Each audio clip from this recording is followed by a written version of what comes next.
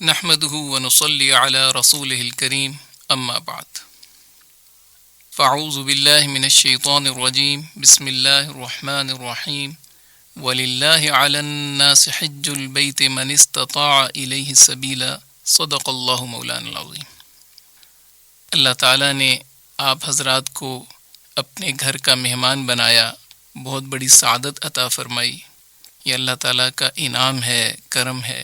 اس پر ہم دلی طور پہ ہماری کیفیت شکر کی ہو، اور شکر کی ایک کیفیت عمل کے اعتبار سے بھی ہے، عملی طور پہ بھی حج صحیح ترتیب پر کرنے کا جذبہ ہو تو یہ بھی شکر ہے۔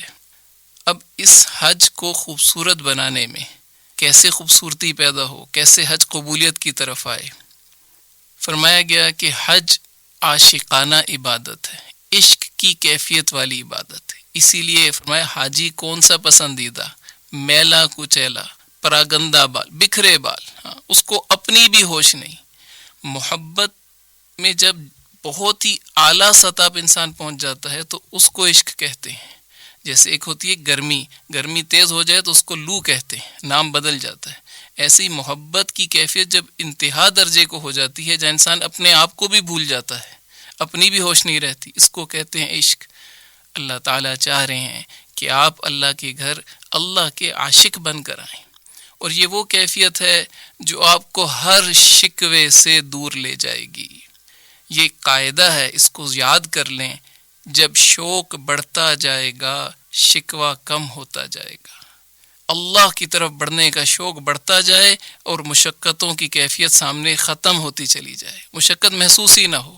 ایک بڑے بزرگ انہوں نے دیکھا ایک شخص کھسٹتا ہوا، معذور ہے، پہلے لوگ پیدل حج کرتے تھے، پرانے وقتوں کا واقعہ لکھا ہے، وہ گھسٹتا ہوا اللہ کے گھر کی طرف جا رہا ہے، احرام باندھے جا رہا ہے، اور جب وہ پہنچا ہے کتنے اور مہینوں کے سفر کے بعد، تو وہ بزرگ انہیں ملے، پوچھا کہاں سے آ رہے؟ انہوں نے فرمایا میں دمشق سے آ رہا ہوں۔ تو وہ کانپ گئے، تو اس نے کہا گھبراؤ نہیں، میرے شوق نے میری مشقت کو آسان کر دیا۔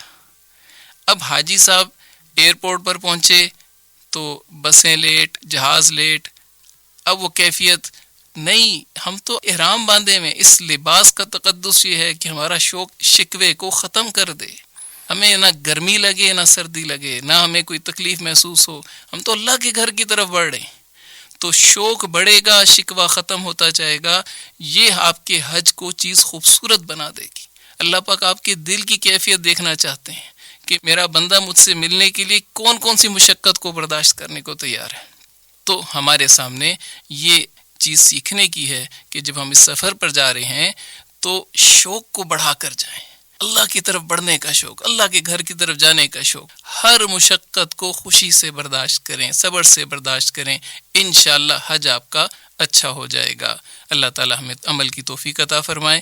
وآخر دعوانا ان الحمد للہ رب العالمین۔